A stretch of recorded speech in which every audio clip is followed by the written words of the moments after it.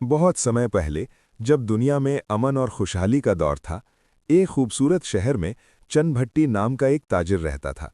वो ज़ाफ़रान का व्यापारी था और अपनी ईमानदारी के लिए पूरे शहर में मशहूर था। लोग उसे ज़ाफ़रान वाला ताजिर कहकर बुलाते थे। उसकी दुकान पर हमेशा ग्राहकों की भीड़ लगी रहती थी और वो बाजार की सबसे बड़ी दुकानों में गिनी जाती थी।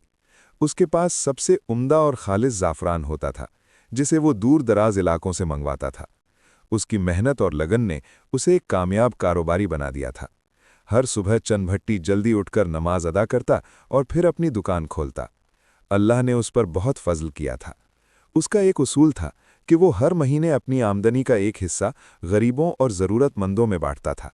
उसकी इसी दरियादिली की वजह से उसके कारोबार में बरकत थी।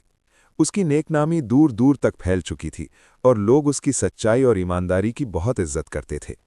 एक दिन उसकी दुकान पर एक दरवेश आया। उसने पुराने कपड़े पहने हुए थे, सफ़ेद दाढ़ी थी और उसकी आंखों में हिकमत का नूर झलक रहा था।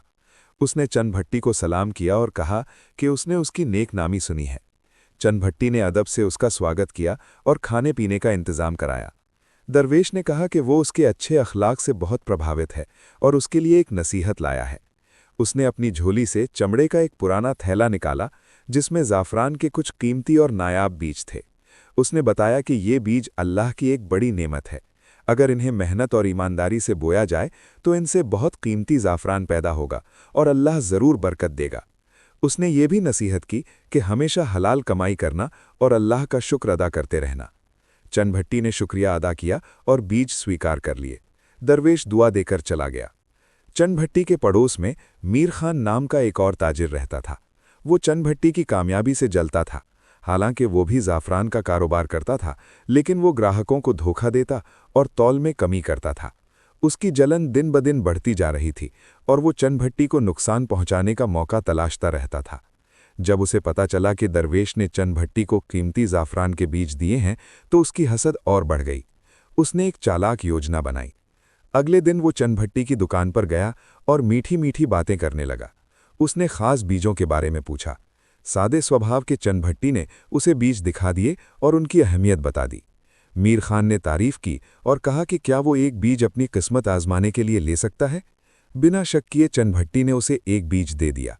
अचानक मीर खान जोर से चिल्लाया, चोर चोर! बाजार के लोग इकट्ठे हो गए। उसने इल्ज़ाम लगाया कि चनभट्टी ने उसके कीमती ज़ाफ़रान के बीज चुरा लिए हैं, जो उसके दादा की निशानी थे। चनभट्टी हैरान रह गया और बोला कि ये झूठ है, ये बीज उसे एक दरवेश ने दिए हैं। लेकिन तब तक बाजार में हंगामा मच चुका था। एक बुजुर्ग ताजिर, जो काजी भी थे, आगे आए और कहा कि दोनों की बात शांति से सुनी जाए। मीर खान ने झूठी कहानी सुनाई और कहा कि ये बीज उसके खानदान की विरासत है। जब चनभट्टी की बारी आई तो उसने सच्चाई बता दी। काजी ने पूछा कि क्या कोई गवाह है। चनभट्टी ने सिर झुकाकर कहा कि उस समय कोई मौजूद नहीं था, लेकिन अल्लाह गवाह है कि वो सच बोल रहा है। मीर खान मुस्कुराया और एक पुराना कागज़ दिखाते हुए बोला कि ये उसके दादा का लिखा हुआ सबूत है। काजी ने कागज़ को गौर से देखा। चनभट्टी की आंखों में आंसू आ गए और उसने दिल ही दिल में इंसाफ की दुआ की। तभी एक आवाज़ आई, रुकिए, मैं गवाह हूं। एक नौजवान आगे आया। उसने बताया कि वो दुकान के बाहर बैठा था और उसने दरवेश को आते और बीज देते देखा था। जब उससे पूछा गया कि पहले क्यों नहीं बोला, तो उसने कहा कि वो डर गया था। मीर खान का चेहरा पीला पड़ गया और उसने लड़के को झूठा कहा। काजी ने लड़के से दरवेश का हुलिया पूछ लिया। उसने बिल्कुल सही विवरण बताया। फिर काजी ने कागज़ को ध्यान से देखा और हैरान रह गए। वो बिल्कुल खाली था, उस पर कुछ भी लिखा नहीं था। बाजार में हलचल मच गई। मीर खान भागने लगा, लेकिन लोगों ने उसे पकड़ लिया। काजी ने कहा कि एक ईमानदार आदमी पर झूठा इल्ज़ाम लगाना बहुत बड़ा गुनाह है। शर्म से मीर खान ज़मीन पर बैठ गया और अपनी गलती कबूल कर ली। चनभट्टी ने उसकी हालत देखी तो उसके दिल में रहम आ गया। वो आगे बढ़ा, उसे उठाया और गले लगा लिया।